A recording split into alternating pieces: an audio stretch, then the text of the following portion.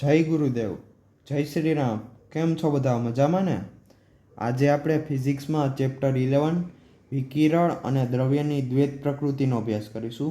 આ ચેપ્ટરમાં જેટલી પણ શોર્ટ ટ્રિક્સ અથવા તો ફોર્મ્યુલા છે MCQ સોલ્વ કરવા તેનો અભ્યાસ કરીશું. સૌપ્રથમ છે ઇલેક્ટ્રોન માટે E/mની વેલ્યુ જે થાય 1.76 × 10⁻11 કુલમ પર કિલોગ્રામ. કેથોડ કિરણનો વેગ થાય 0.1 થી 0.2 c, એટલે કે પ્રકાશના વેગ હોય તેના 10 થી 20% જેટલો હોય. અને ઇલેક્ટ્રોનનો વીજભાર છે તે 1.6 × 10⁻19 કુલમ થાય. પ્લાન્કનો અચળાંક છે જેની વેલ્યુ થાય 6.625 × 10⁻34 જૂલ સેકન્ડ. અને 1 ઇલેક્ટ્રોન વોટ હોય તેની વેલ્યુ 1.6 × 10⁻19 જૂલ જેટલી થાય. અને કોઈ પણ ઇલેક્ટ્રોનની કાઇનેટિક એનર્જી હોય તેમાં આપાત પ્રકાશની આવૃત્તિના સમપ્રમાણમાં હોય. થ્રેશોલ્ડ આવૃત્તિ તો આપેલ ધાતુમાંથી ફોટો ઇલેક્ટ્રોનનું ઉત્સર્જન કરવું હોય તેના માટે આપાત પ્રકાશની આવૃત્તિનું અમુક મૂલ્ય છે તે લઘુત્તમ કે તેના કરતાં વધુ જોવું જોઈએ. તો આ જે લઘુત્તમ આવૃત્તિ હોય તેને આપેલ ધાતુની થ્રેશોલ્ડ આવૃત્તિ કહેવાય, જેને μ0 વડે પણ દર્શાવાય.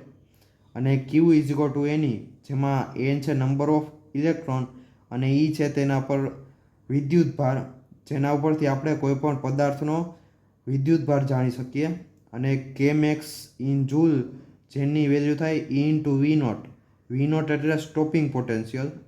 અને કોઈ પણ પ્રકાશ આપાત કરતાં ઉત્સર્જાતા ઇલેક્ટ્રોન હોય તેમાં તેની નંબર ઓફ ઇલેક્ટ્રોન હોય તે તેના પ્રકાશની તીવ્રતાના સમપ્રમાણમાં હોય. અને આવૃત્તિ, કાઇનેટિક એનર્જી અને સ્ટોપિંગ પોટેન્શિયલ એ ત્રણેય એકબીજાના સમપ્રમાણમાં હોય. ઉત્સર્જાતા ઇલેક્ટ્રોન હોય તેની ઉર્જા આવૃત્તિના સમપ્રમાણમાં હોય. અને મેક્સિમમ કાઇનેટિક એનર્જી હોય તે પણ તેના આવૃત્તિના સમપ્રમાણમાં હોય. તે I એટલે કે ઇન્ટેન્સિટી અથવા તો પ્રકાશની તીવ્રતા ઉપર આધાર ન રાખે. અને જો μ μ0 હોય તો ફોટો ઇલેક્ટ્રિક ઉત્સર્જન ન થાય.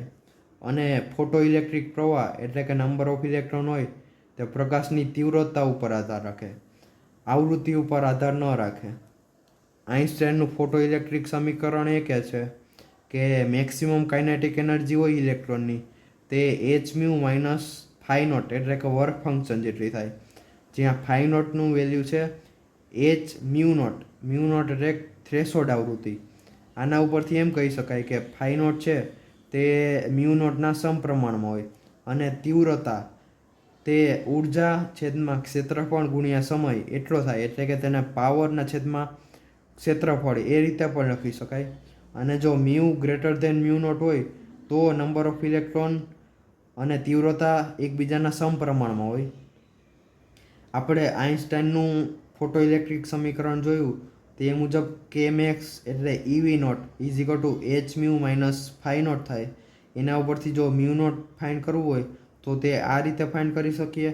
અને જો μ વર્સિસ V0 એટલે કે આવૃત્તિ વર્સિસ સ્ટોપિંગ પોટેન્શિયલનો આપણે આલેખ શોધવો હોય તો આ સમીકરણ ઉપરથી આપણે મેળવી શકાય. જેને આપણે y mx + c કમ્પેર કરાવીએ તો તેમાં ઢાળ થાય h/e. એનો અર્થ એવો થાય કે આલેખ હોય તેના માટે ઢાળ અચળ હોય. અને ફોટોનનું વેગમાન એટલે કે p તે થાય hν/c અથવા તો h/λ. અને ફોટોનની ઉર્જા એ થાય hν અથવા તો hc/λ. આથી એમ પણ કહી શકીએ કે μ c/λ. અને ફોટોનની ઝડપ હોય તે પ્રકાશની સ્પીડ જેટલી જ હોય. અને ડી બ્રોગલી તરંગલંબાઈ જેનું સૂત્ર થાય h/p એટલે કે h/mv, જેને આપણે ડી બ્રોગલી સમીકરણ પણ કહેવાય. આપણે જાણીએ છીએ એ મુજબ કાઇનેટિક એનર્જીનું સૂત્ર થાય 1/2 mv², અથવા તો E × V, જ્યાં V થાય બે છેડા વચ્ચેનો વોલ્ટેજ ડિફરન્સ. હવે તેના ઉપરથી P એટલે કે વેગમાનનું સૂત્ર મેળવવું હોય તો સૌપ્રથમ આપણે 1/2 ને આ સાઈડ લઈ આવીએ અને બંને બાજુ m વડે ગુણાવીએ તો તેના ઉપરથી P = √2 EVm આ સૂત્ર મળે. અને E × V જેની વેલ્યુ થાય કાઇનેટિક એનર્જી જેટલી, તો તેને રૂટમાં 2km આ રીતે પણ લખી શકાય. હવે આ સૂત્રને આપણે lambda is equal two h/p માં મૂકીએ તો તેના ઉપરથી કોઈ પણ કણ હોય તેની તરંગ લંબાઈ શોધી શકાય.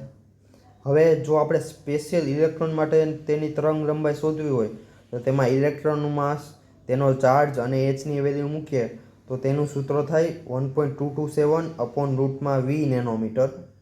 અને હિઝનબર્ગના અનિશ્ચિતતાના નિયમ મુજબ ડેલ્ટા એક્સ ઇન્ટુ ડેલ્ટા પી થાય h/2π.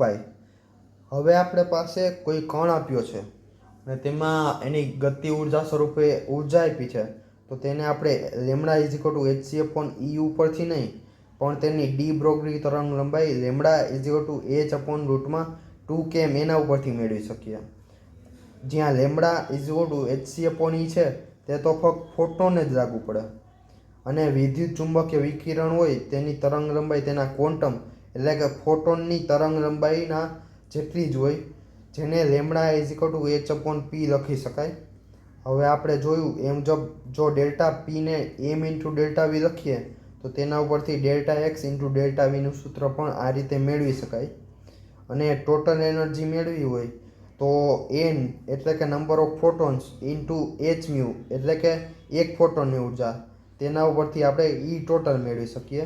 અને એક ફોટોનની ઉર્જા આપણે જાણીએ છીએ hν અથવા તો hc/લેમડા થાય. હવે kmax એટલે કે મેક્સિમમ ઇલેક્ટ્રોનની કાઇનેટિક એનર્જી જે E ઇન્ટુ v0 થાય અને તેને hc/લેમડા માઇનસ વર્ક ફંક્શન, જ્યાં વર્ક ફંક્શનની વેલ્યુ h ઇન્ટુ μ0 એટલે કે થ્રેશોલ્ડ આવૃત્તિ તેના જેટલી થાય. તો આ રીતે આપણે kmaxની વેલ્યુ શોધી શકાય. અને જો આપાત પ્રકાશની એનર્જી હોય તે વર્ક ફંક્શનથી વધુ હોય તો જ પદાર્થમાંથી ઇલેક્ટ્રોનનું ઉત્સર્જન થાય. હવે આપણે એવું કીધું હોય કે બે કણ છે તેની કાઇનેટિક એનર્જી સમાન છે તો આપણે એમ લખી શકીએ કે lambda is directly proportional two 1/√m. આના ઉપરથી જો m1 અને m2 આપ્યા હોય અને કોઈ કણની તરંગ લંબાઈ આપી હોય અને બીજા કણની તરંગ લંબાઈ શોધવાની હોય તો આ રીતે આપણે રિલેશન ઉપરથી શોધી શકાય. અને energy is equal to E into v0, જ્યાં v0 એટલે સ્ટોપિંગ પોટેન્શિયલ થાય અને મિનિમમ તરંગ લંબાઈ અને મેક્સિમમ આવૃત્તિ વચ્ચેનો આ રિલેશન થાય. Maximum kinetic energy is equal to 1/2mv max square થાય અને આપણે જાણીએ છીએ કે કે max is equal to E into v0 થાય. તો એના ઉપરથી આપણે vmax અથવા v0 અથવા કોઈ પણ વેલ્યુ આ રીતે સૂત્ર ઉપરથી મેળવી શકાય. અને વેગમાન એટલે m ઇન્ટુ v થાય. હવે ફોટોનનું વેગમાન શું થાય? m ઇન્ટુ c, કારણ કે ફોટોન હોય તેનો વેગ પ્રકાશની ઝડપ જેટલો હોય. આથી E is equal two mc² જાણીએ છીએ તો એના ઉપરથી આપણે કહી શકાય કે ફોટોનની ઉર્જા E is equal two p into c થાય. અને આઇન્સ્ટાઈનનું ઇક્વેશન આપ્યું હતું એમાં આપણે જે વેલ્યુ હતી તે વેલ્યુ મૂકીને આ રિલેશન મેળવી શકીએ. અને જો આપણે એવું કીધું હોય કે મુક્ત ઇલેક્ટ્રોન છે, બંધાયેલો નહીં, કોઈ પણ કક્ષામાં બંધાયેલ ઇલેક્ટ્રોન નહીં પણ મુક્ત ઇલેક્ટ્રોન હોય તો તેમાં જે વર્ક ફંક્શન આપીએ એ બધું કાઇનેટિક એનર્જી સ્વરૂપે જ સંગ્રહ થાય, કેમ કે તેમાં સ્થિતિ ઉર્જા 0 હોય. આપણે જોયું એ મુજબ બંધન ઇલેક્ટ્રોન હોય તેમાં તેની સ્થિતિ ઉર્જા માઇનસમાં હોય પણ મુક્ત ઇલેક્ટ્રોન હોય તેમાં તેની સ્થિતિ ઉર્જા 0 હોય. આથી એમ કહી શકીએ કે work function is equal two કે મેક્સ અથવા તો ક્યુ ઇન્ટુ ડેલ્ટા વી અથવા તો E ઇન્ટુ વી એટલે વોલ્ટેજ અથવા તો તેને h મ્યુમેક્સ આ રીતે લખી શકાય. હવે વી વોલ્ટેજ હેઠળ ગતિ કરતો કણ હોય ને તેની કાઇનેટિક એનર્જી અને કુલ એનર્જી સરખી જ હોય. અને જો આપણે ટેમ્પરેચર આપ્યું હોય અને કોઈ કણની કાઇનેટિક એનર્જી મેળવવાનું કહે તો તે થાય 3/2 ઇન્ટુ kb ઇન્ટુ ટી, જ્યાં kb છે તે બોલ્ટ્ઝમેન કોન્સ્ટન્ટ છે જેની વેલ્યુ થાય 1.38 ઇન્ટુ 10⁻⁻23 જૂલ પર કેલ્વિન. અને p એટલે કે પાવર થાય E ટોટલ અપોન ટી એટલે કે ટાઈમ, અને જેને n into E upon T આ રીતે પણ લખી શકાય. અને જે કાઇનેટિક એનર્જી આપણે સૂત્ર જોયું તેને આપણે lambda is equal two h/2km આમાં મૂકીએ તો આ સૂત્ર મળે h/3 into kb into T into m, જ્યાં ટેમ્પરેચર કેલ્વિનમાં લેવું પડે. અને યલો હોય પ્રકાશ, તેની તરંગ લંબાઈ થાય 5.9 × 10⁻⁷ મીટર. અને કોઈ પણ પ્રકાશ હોય તેની વિભેદન ક્ષમતા અથવા તો રિઝોલ્વિંગ પાવર હોય તે 1/λના સમપ્રમાણમાં હોય. પ્લેટિનમ હોય તેના માટે વર્ક ફંક્શનનું મૂલ્ય મહત્તમ હોય, જે હોય 5.65 ઇલેક્ટ્રોન વોટ. અને સીઝિયમ માટે ન્યૂનતમ હોય, જે હોય 2.14 ઇલેક્ટ્રોન વોટ. વર્ક ફંક્શન તો આપેલ ધાતુની સપાટી હોય તેમાંથી ઇલેક્ટ્રોનને બહાર કાઢવા જરૂરી લઘુત્તમ ઉર્જાને તેનું કાર્ય વિધેય અથવા તો વર્ક ફંક્શન કહેવાય. અને mu greater than mu naught હોય તો નંબર ઓફ ઇલેક્ટ્રોન તે પ્રકાશની તીવ્રતાના સમપ્રમાણમાં હોય. અને ઇલેક્ટ્રોન માટે મેક્સિમમ કાઇનેટિક એનર્જી હોય તે તેની પ્રકાશની આવૃત્તિના સમપ્રમાણમાં હોય. કે મેક્સ છે તે તેની આવૃત્તિ ઉપર આધાર રાખે, તીવ્રતા ઉપર આધાર ન રાખે. કોઈ પણ ધાતુ હોય તેમાંથી ઇલેક્ટ્રોનનું ઉત્સર્જન આ 3 રીતે કરી શકાય: તાપીય ઉત્સર્જન, ક્ષેત્રીય ઉત્સર્જન અને ફોટોઇલેક્ટ્રિક ઉત્સર્જન. ફોટોઇલેક્ટ્રિક અસર તો ધાતુની સ્વચ્છ કરેલ સપાટી હોય તેના ઉપર જો આપણે ઉર્જાપાત કરીએ તો તેમાંથી ઇલેક્ટ્રોન ઉત્સર્જિત થવાની પ્રક્રિયાને ફોટોઇલેક્ટ્રિક અસર કહેવાય. હવે આ અમુક ધાતુ અને તેના કાર્ય વિધેય આપ્યા છે, જે એમસીક્યુ માટે એટલા ઇમ્પોર્ટન્ટ નથી, પણ અમુક જગ્યાએ પૂછી શકે તો આ આપણે યાદ રાખી શકીએ. અને ફોટોઇલેક્ટ્રિક ઉત્સર્જન હોય તે લગભગ 10⁻⁹ સેકન્ડ કે તેનાથી ઓછા સમયમાં જ થઈ જાય. સંતૃપ્ત પ્રવાહ તો જ્યારે આપણે વિદ્યુત સ્થિતિમાન વધારીએ અને વધારતા જ્યારે સૌથી વધુ ફોટોઇલેક્ટ્રિક પ્રવાહ મળે તો તે પ્રવાહને તેનો સંતૃપ્ત પ્રવાહ કહેવાય. સ્ટોપિંગ પોટેન્શિયલ તો ધાતુની પ્લેટ હોય તેના ઉપર લગાવેલો ન્યૂનતમ સ્થિતિમાન એટલે કે મિનિમમ પોટેન્શિયલ કે જેના વડે ફોટો પ્રવાહ બંધ થઈ જાય એટલે કે શૂન્ય થઈ જાય તો તેને સ્ટોપિંગ પોટેન્શિયલ કહેવાય. હવે આપણે જાણીએ છીએ કે તીવ્રતા વધે તેમ ઇલેક્ટ્રોનની સંખ્યા વધે અને આવૃત્તિ વધે તેમ ઇલેક્ટ્રોનની ગતિ ઉર્જા વધે. તો તેને ટૂંકમાં 30 આગ આ રીતે યાદ રાખી શકાય. હવે છે ફોટોનની લાક્ષણિકતાઓ. તો ફોટોન છે ને એ દ્રવ્ય કણની જેમ વાસ્તવિક કણ જ છે. અને એફ આવૃત્તિવાળા ફોટોનની ઉર્જા શોધવી હોય તો તે થાય HF અને તેનું વેગમાન થાય hf/c. શૂન્યાવકાશમાં ફોટોનની ઝડપ c છે. આથી તેનું સ્થિર દળ જોઈએ m0 તે થાય m × (1-v²/c²). અને એના ઉપરથી તેનું સ્થિર દળ 0 થાય. અને ફોટોનનું દળ શોધવું હોય તો તે થાય E/c². આપણે જાણીએ છીએ E = mc², જ્યાં m હોય તે ટેકનિકલી ડેલ્ટા m સ્વરૂપે હોય અને ડેલ્ટા m થાય m-m0. અને ફોટોન છે ને તે વાસ્તવિક કણની જેમ બીજા કણ સાથે ઉર્જા સંરક્ષણ અને વેગમાન સંરક્ષણના નિયમનું પાલન કરે છે અને એ રીતે આંતરક્રિયા કરી શકે. ફોટોન છે તેના માટે એનર્જી થાય mc² અને વેગમાન થાય m × c. આ બધું આપણે આગળ જોઈ લીધું. હવે કોઈ પણ કણ હોય તે v વેગથી ગતિ કરતો હોય અને તેનો વેગ પ્રકાશની ઝડપની આસપાસ હોય તો તેના દળની વેલ્યુ થાય m0 એટલે કે શરૂઆતનું દળ /(1 - v²/c²). હવે કોઈ પણ ગતિ કરતો કણ હોય ને તેની કુલ ઉર્જા ગતિ ઉર્જા સ્વરૂપે જ હોય, કારણ કે તે ગતિ કરતો હોય આથી તેની સ્થિતિ ઉર્જા 0 હોય. આથી કુલ ઉર્જા કાઇનેટિક એનર્જી જેટલી જ લખી શકાય. અને કાઇનેટિક એનર્જી E × v આપણે જાણીએ છીએ, તેના ઉપરથી v = ke/E આ રીતે લખી શકાય. હવે ઇમ્પોર્ટન્ટ પોઈન્ટ, જો વોલ્ટેજ આપ્યો હોય 1 વોલ્ટ તો તેમાં કણની ઉર્જા એટલે કે ગતિ ઉર્જા જ હોય તે આપણે શોધવાનું કહીએ તો તે પણ 1 ઇલેક્ટ્રોન વોટ જ થાય. એટલે કે જો સ્ટોપિંગ પોટેન્શિયલ આપણે આપ્યો હોય ને તો તેના ઉપરથી એની કાઇનેટિક એનર્જી મેક્સિમમ એ પણ શોધી શકાય, જે 1 ઇલેક્ટ્રોન વોટ થાય. અને ફોટોન હોય તેના માટે E = pc આ રીતે શોધી શકાય.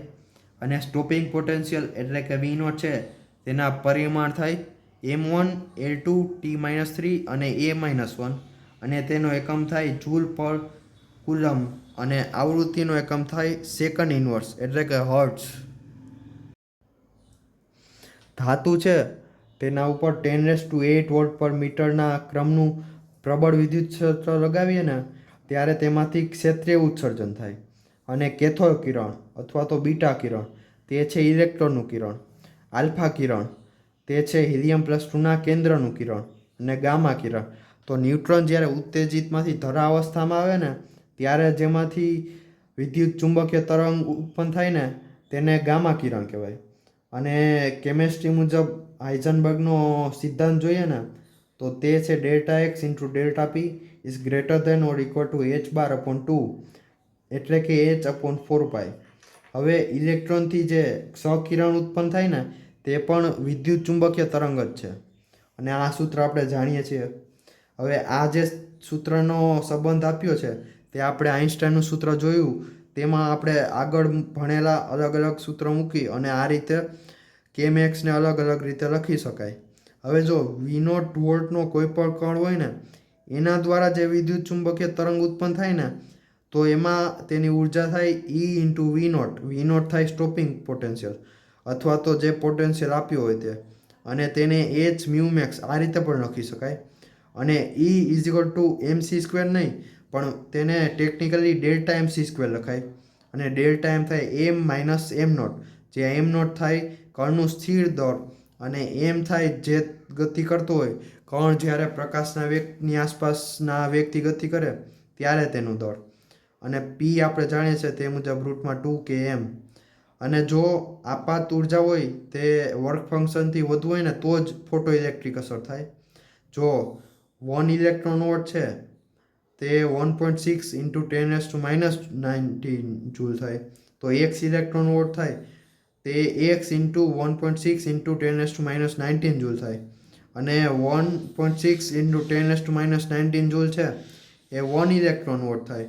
તો x જૂલ હોય તો તેને આપણે ઇલેક્ટ્રોનમાં ફેરવવું હોય તો તે થાય x/1.6 × 10⁻19 ઇલેક્ટ્રોન વોટ. આ રીતે આપણે ઇલેક્ટ્રોન વોટમાંથી જૂલમાં અને જૂલમાંથી ઇલેક્ટ્રોન વોટમાં એનર્જીને કન્વર્ટ કરી શકીએ. જો આપણે એનર્જીની વેલ્યુ છે તે સીધી EVમાં શોધવી હોય તો આપણે જાણીએ છીએ કે E = hc/λ થાય. અને h અને c નો ગુણાકાર ઘડીએ ઘડીએ ન કરવો હોય તો તેના માટે આ વેલ્યુ પણ યાદ રાખી શકીએ. આ વેલ્યુ પરથી લેમડા મૂકીએ તો સીધી એનર્જી જૂલમાં આવે. અને આપણે જાણીએ છીએ કે 1 ઇલેક્ટ્રોન વોટ એટલે 1.6 × 10⁻19 જૂલ થાય. તો એના ઉપરથી આપણે આ જે એનર્જી જૂલમાં છે તેને 1.6 × 10⁻19 ડિવાઈડ કરીએ તો તેની એનર્જી ઇલેક્ટ્રોન વોટમાં મળી જાય. અને આ વેલ્યુ પરથી બે સૂત્ર મળે. સૌપ્રથમ તો છે ઇલેક્ટ્રોન વોટ માટેનું સૂત્ર જે થાય 1242/λ અને લેમડા નેનોમીટરમાં હોવો જોઈએ. અને 19.875 × 10⁻26/λ જેના ઉપરથી એનર્જી જૂલમાં મેળવી શકીએ જેમાં લેમડા મીટરમાં કન્વર્ટ કરવાનો હોય. હવે ફોટો પ્રવાહ એટલે કે ઉત્સર્જાતા ઇલેક્ટ્રોનની સંખ્યા હોય તે પ્રકાશની તીવ્રતાના સમપ્રમાણમાં હોય. અહીંયા એ ધ્યાન રાખવું કે ફોટો પ્રવાહ છે ને આવૃત્તિ ઉપર આધાર ન રાખે, તીવ્રતા ઉપર જ આધાર રાખે. અને કાઇનેટિક એનર્જી હોય ને તે આવૃત્તિ ઉપર આધાર રાખે, તીવ્રતા ઉપર ન આધાર રાખે. પાવર જેને આપણે એનર્જી/ટાઈમ આ રીતે પણ લખી શકાય. અને એનો એવો મતલબ થાય કે 1 સેકન્ડમાં આપણે પદાર્થ ઉપર કેટલી ઉર્જા આપીએ છીએ જેને પાવર કહેવાય. હવે આપણે જાણીએ છીએ કે વિદ્યુત પ્રવાહ એટલે કે ફોટો પ્રવાહ છે તે પ્રકાશની તીવ્રતાના સમપ્રમાણમાં હોય. તો આપણને એવું કોઈ કહે કે પહેલાં પ્રકાશને d1 અંતરે રાખ્યો તો હવે તે પ્રકાશના ઉદ્ગમને d2 અંતરે રાખ્યો તો I = E/A × T આ સૂત્ર આપણે જાણીએ છીએ. તેના ઉપરથી આપણે I1 અને I2નો રેશિયો મેળવી શકીએ. જો I = E/A × T થાય જ્યાં A એટલે થાય એરિયા અને T એટલે ટાઈમ. એના ઉપરથી કહી શકીએ કે I છે તે એરિયાના સમપ્રમાણમાં હોય અને એરિયા થાય d². અને એના ઉપરથી આપણે કહી શકીએ કે I1/I2 = d2² અને એનર્જી છે તે n hc/λ આ ટોટલ એનર્જી મેળવવી હોય તો n × hc/λ જ્યાં n છે નંબર ઓફ ફોટોન્સ તો એના ઉપરથી આપણે E1 અને E2નો રેશિયો પણ મેળવી શકાય. અને આલ્ફા કણ હોય તો તેના માટે આપણે જો લેમડા શોધવું હોય તો આપણે સૂત્ર તો જાણીએ છીએ, lambda is equal two h/√2 EVM. અને તેમાં આ બધી વેલ્યુ મૂકીએ ઈની અને એમની આલ્ફા કણની, તો તેના માટે સૂત્ર થાય લેમડા ઇઝ ઇક્વલ ટુ 0.103/√લેમડા. અને lambda is equal two h/√2 EVM, તેના ઉપરથી કહી શકીએ કે lambda is directly proportional two 1/√2. E એટલે કણનો વીજભાર, m એટલે કણનું દળ અને v એટલે પોટેન્શિયલ ડિફરન્સ. અને આ આપણે અમુક ગતિના સૂત્રો છે, તેના ઉપરથી જો આપણે કોઈ વસ્તુ શોધવાનું કહે અને બીજી વસ્તુ આપી હોય તો તેના ઉપરથી આપણે કોઈ પણ વેગ અથવા તેનો ઇનિશિયલ વેગ અથવા એક્સેલરેશન કે તે મેળવી શકીએ. અને ફોર્સ આપણે જાણીએ છીએ કે ડેલ્ટા P/ડેલ્ટા T થાય, તેના ઉપરથી P is equal two F/T થાય.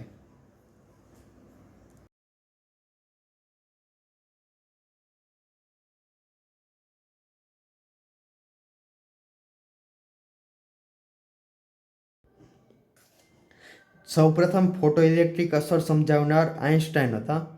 સોલાર સેલ હોય ને તેમાં પ્રકાશીય ઉર્જામાંથી વિદ્યુત ઉર્જામાં રૂપાંતર થાય.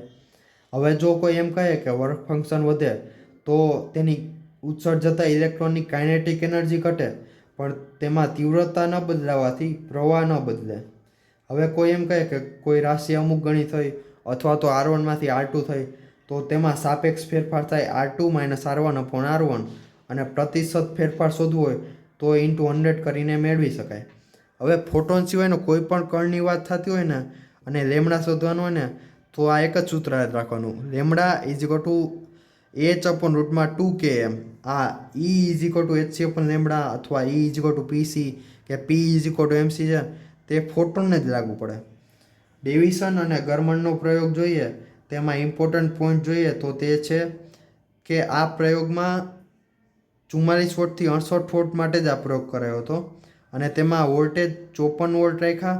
અને જ્યારે થીટા 50 ડિગ્રી રાખ્યો ને ત્યારે તેમાં ઇલેક્ટ્રોન બીમની તીવ્રતા હોય ને તેમાં મહત્તમ ઉછાળો થયો હતો. આથી તેમણે 54 વોટ માટે ઇલેક્ટ્રોનની ડી બ્રોગલી તરંગ લંબાઈ શોધી, જે હતી 0.167 નેનોમીટર. આથી તેની ડી બ્રોગલી તરંગ લંબાઈ અને તેનું પ્રાયોગિક મૂલ્ય હતું 1.65. તો આ થઈ 1.67 અને આ થઈ 1.65 એંગસ્ટ્રોમ. તો તે બંને વચ્ચે સમિતિ જોવા મળી. અને આ આપણે 11માં ભણી ગયા છીએ તે મુજબ જીની વેલ્યુ થઈ 6 × 6.7 × 10⁻11. મિત્રો, તમને જો વિડીયો ગમ્યો હોય ને તો તમારા મિત્રો સાથે શેર કરજો અને ચેનલને સબસ્ક્રાઈબ કરજો. અને હવે કયું ચેપ્ટર જોઈએ છે કેમેસ્ટ્રી અથવા ફિઝિક્સમાં તે કોમેન્ટમાં જણાવજો. Thank you.